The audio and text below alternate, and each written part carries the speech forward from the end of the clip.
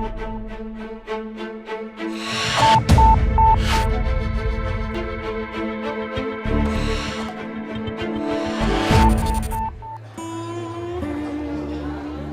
was one of those times where you wanted to be around, people you cared about. You wanted to go get a massage. You wanted to take care of yourself. It was a very somber mood, that's for sure. Thank you very much, everybody. Sorry to keep you waiting. Complicated business.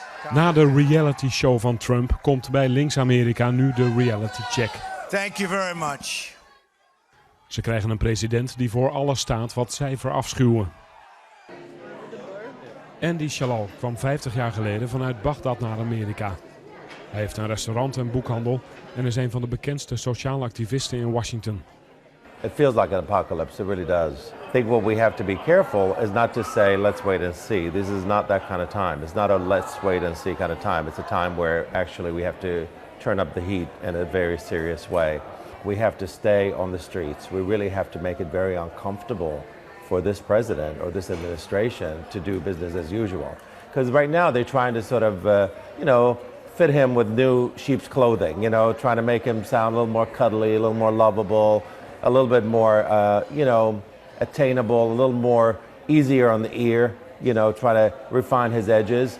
But you still have a very, very troubling type of presidency that's about to unfold. De Republikeinen hebben straks alle pijlers van de macht in Washington in handen.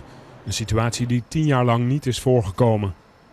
Het kwam aan als een mokerslag in wat geldt als een van de meest progressieve steden in het land. Toch stuiten we midden in de oude zwarte wijk ook op een groepje mensen dat iets te vieren heeft. Het zijn Republikeinse consultants en opiniemakers. It will either work out spectacularly well or it'll be a giant failure, but there is almost nothing in between. The 76% of Americans who do not have a 4-year college degree have decided that the 24% of Americans who do have a college degree have created a terrible society for them. They're angry, they're frustrated, and they're tired of being labeled, they're tired of being dismissed. And what happened was ordinary people grabbed the elite by the throat and threw them out of the seat of power.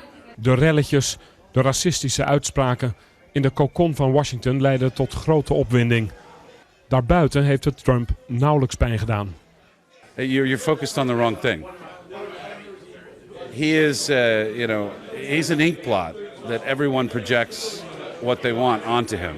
Like Obama back in 2008. Exactly like Obama. This is not the outcome we wanted or we worked so hard for. And I'm sorry that we did not win this election for the values we share and the vision we hold for our country. People are completely shocked and devastated. I've seen people crying.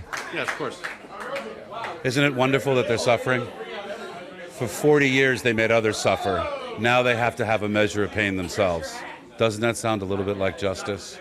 Donald Trump got 4% of the vote in the District of Columbia. 4%.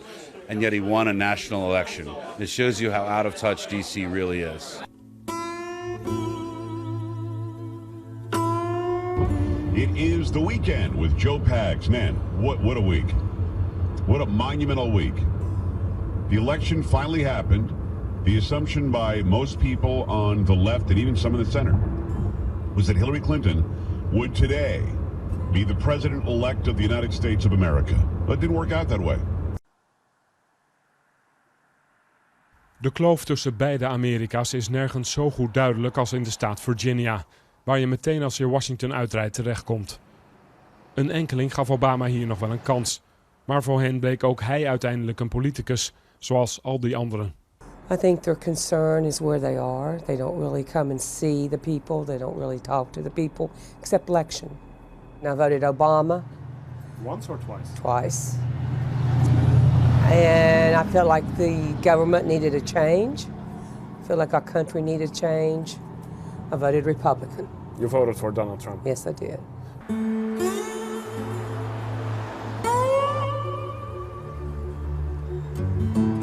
And this part of Virginia was behind Trump 100%.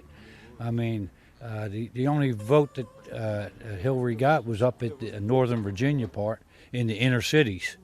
and you know, that's basically because, you know, most of them on the system up there, and they didn't want to see any change, but people in this part of the country wanted to see change. When you cross the Blue Ridge Mountains on 66, you go into another world. It's another world politically. It's another world as the origin of the people. It felt good. It felt that I was finally getting to vote for something that I believed in. When I pushed that button, I knew right then and there that that's what freedom is all about. Was it the most important vote of your life? Oh yes. They're in a bubble, and they just I don't think they really missed it the way they said they did. I think it was just all a spin, and they were trying to spin Hillary into the White House.